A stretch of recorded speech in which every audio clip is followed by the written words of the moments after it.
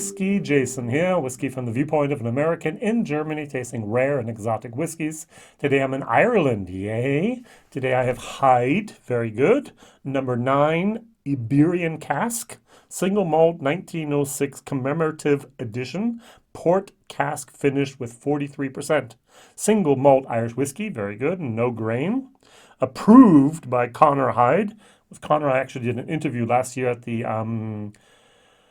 the Whiskey Live in Dublin. Here on YouTube, you can find the video if you like. Limited edition, triple distilled, non-chilled filtered. The triple distilled part is breaking a little bit of my preconceived notions of where this came from. I thought it would have had come from Cooley, but Cooley didn't do triple distilled. They only did double distilled. All right, so I have bottle number 2971 of 5,000. And this was actually then bottled in July 2020. So I paid 38 euros and 90 cents for this, so not even 40 euros. So it's going to be about $55, $60 if it reaches the States at all. I don't know. And look at this color. That is a purple, reddish port color. On the side it says here, single malt Irish whiskey, patiently matured in first fill bourbon casks and then finished in first fill Tawny Port cask from the Douro River Valley. I went from the Douro River Valley in Portugal. From the Douro River Valley. Smell check your labels maybe. All right, very, very good. I'm not going to read the tasting notes. Don't have to. 43%. On the nose, I'm getting green apples, which is really interesting. Oh yeah, my controlled whiskey.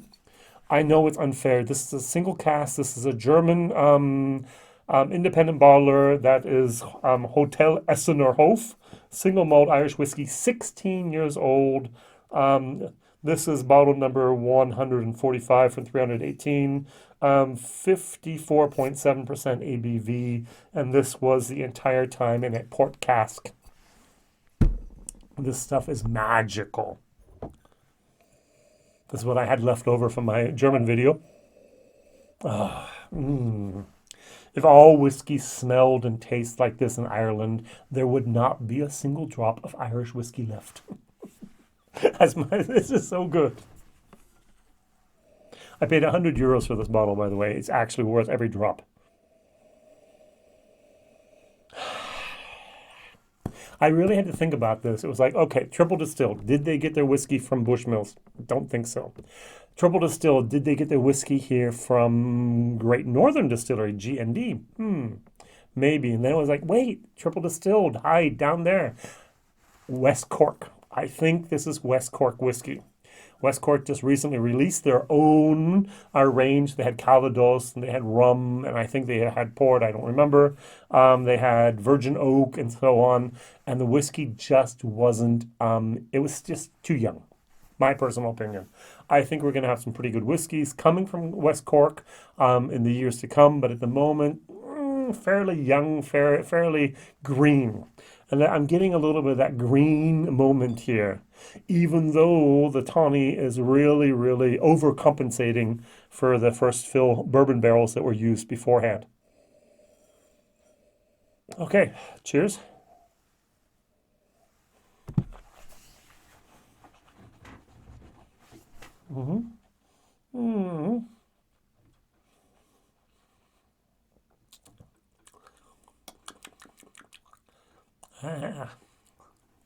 Green apples on the end, almost crab apples. There's a great black-red currant here. I'm going to go more for a red-black currant. C-U-R-R-A-N-T, that little fruit, that very tart little fruit. Here, and then it was like, oh no, alcohol kicks in. Oh no, the wood and the currants kick in. I was like, oh, this is nice. And it was really the question, also in the finish, what will win? What will last longer? That alcohol burn or the currant moment? And the alcohol burn very, very slowly dissipates, and the alcohol is almost gone. And that red currant stays a little bit. It's a little tart, but it's nice.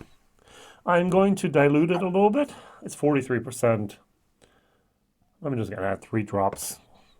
So I really do think this is West Cork. I might be wrong, but I think it's that. And for 38 euros, there's nothing wrong with this whiskey. But for 38 euros, there's no really compelling moment where I'm going to say, hey, you should buy it. Just not there.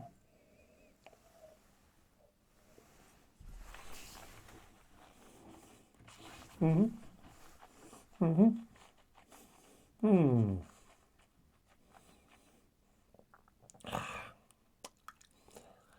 Okay, there's a little bit of a bad moment in there where the tartness of the berries of the port fights with the alcohol. There's not much harmony in this whiskey, to be honest. There are different components, and they're kind of still fighting with each other. I really have the feeling that the port cask was very, very wet, and they just said, okay, let's do it as quickly as possible.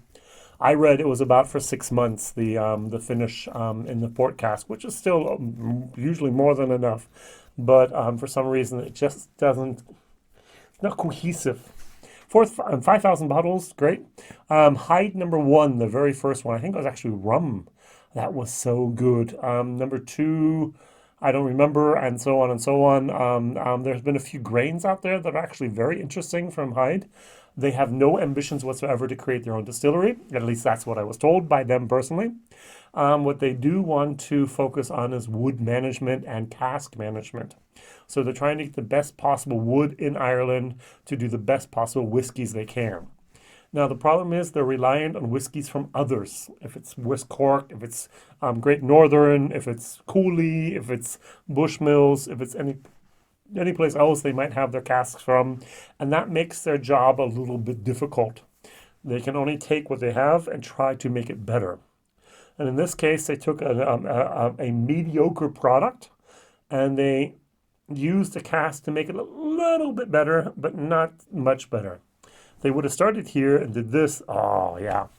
For example, here, 1 second. I'm going to give myself a little treat. Oh, I need to cleanse my palate.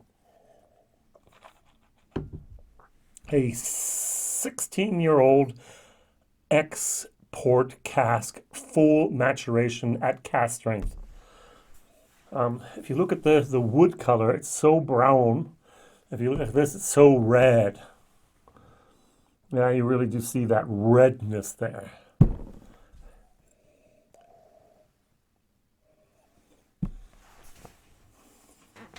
Mm.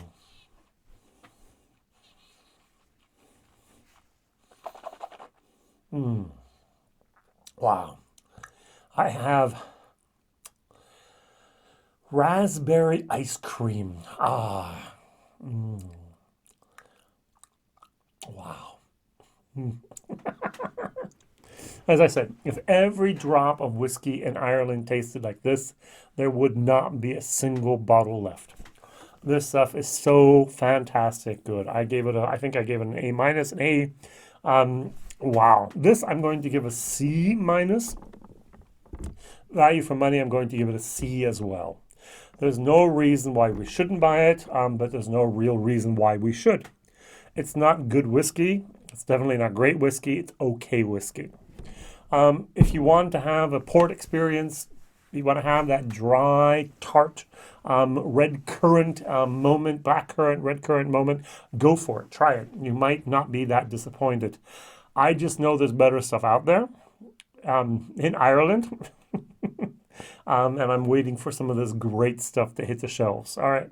Thank you very much for watching. Please like, please subscribe, please tell others about this crazy guy over here in Europe tasting rare and exotic whiskeys you probably will never see. I'm so sorry for rubbing your nose in it. All the best. Thank you very much. Bye-bye.